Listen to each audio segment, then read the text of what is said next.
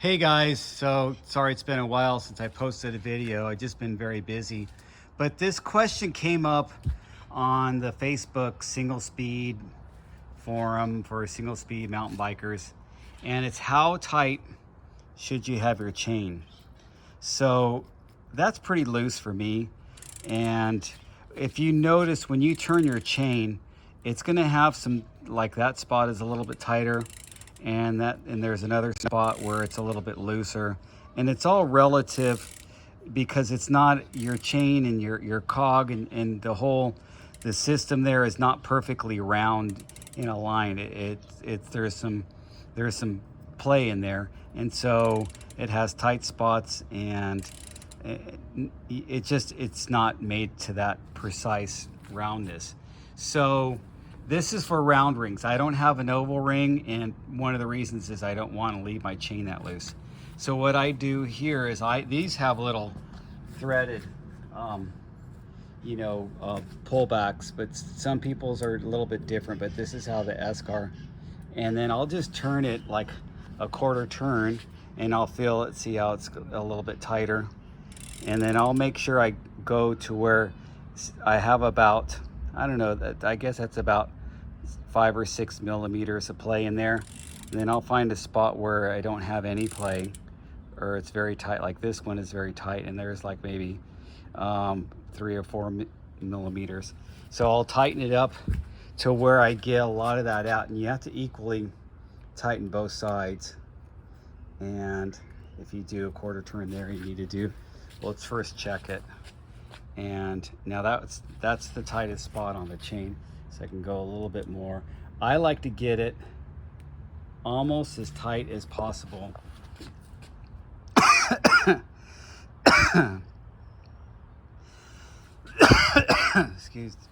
Excuse me.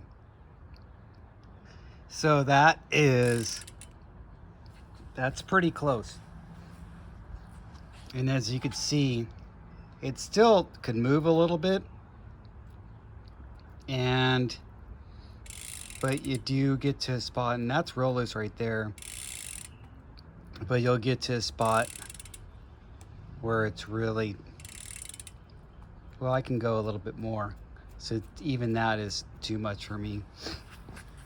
So I'm going to go a little bit more, but I'll tell you the test where you don't want to go beyond, and that's where you feel it's kind of binding and there's too much. This is almost pulled all the way back for this setup. And that's another thing too. It's like reversely intuitive, if you will, with your chain length and your tires. So I need my bigger tires out back further, but I want my bigger cogs out back further. So, but there's a reverse relationship. The smaller the cog, it goes out back further. So obviously a bigger cog means easier gear, what I want for a bigger tire. So you literally have to have different sets of chains and all, if you understand what I'm saying. So the smaller the cog is, the more it's going to pull back in this setup. But it's the smaller that you have it is reverse. You don't want a small hard cog for a bigger tire. So that is getting there pretty tight. Now if you look at that, see, that only moves about 2 or 3 millimeters. That's about how tight I want to go. I mean, I could bend it a little bit more. I guess I can get a whole 5 millimeters out of it. But that's about as tight as I go. And then you're going to find a loose spot and see it's a little bit looser. And I've never had a chain come off, and I've never broke a chain. Of course, I use these heavy duty, I used to use the Whipperman Connex Connect chains. The one they had, I think it was called the silver, the one silver or something like that. And now this is the KMC 1 SL or something. It's their lightest single speed chain with the hollow plates there where they cut out the plates. So it's still kind of heavy, but it's pretty heavy duty. I've kind of got landed on KMC chains for everything right now. So that's as tight as I'm going to go, and I think that's perfect for me. So that's your ideal setup. I'll talk more about the cog and the chain pull and then the tire clearance. And like I said, it's a reverse thing. I want to pull it back but I want a bigger cog, and that would pull it forward. So if I wanted a smaller cog, then I could have a short chain and tuck my tire in even more and make it have a little snappier feel.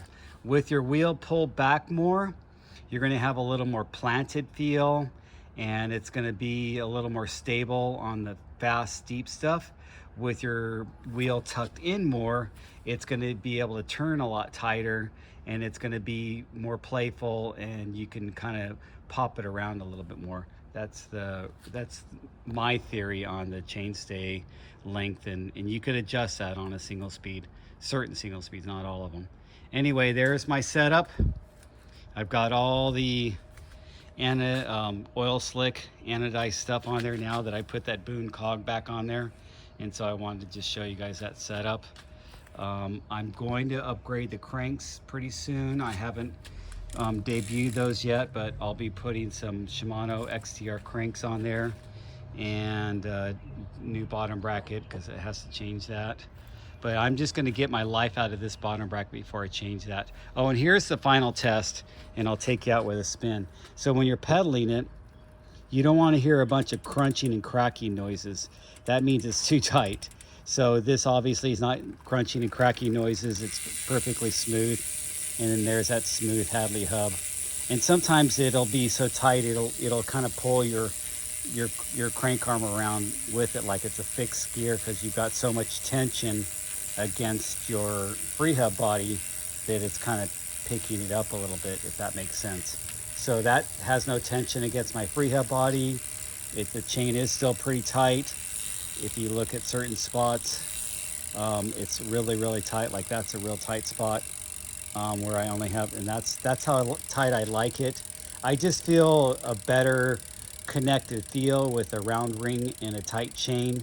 And then I don't sit and spin, so I feel like an oval ring is meant more for person that's doing long miles sitting, and they're using that leverage change that the oval ring provides for smoother spinning while they're seated.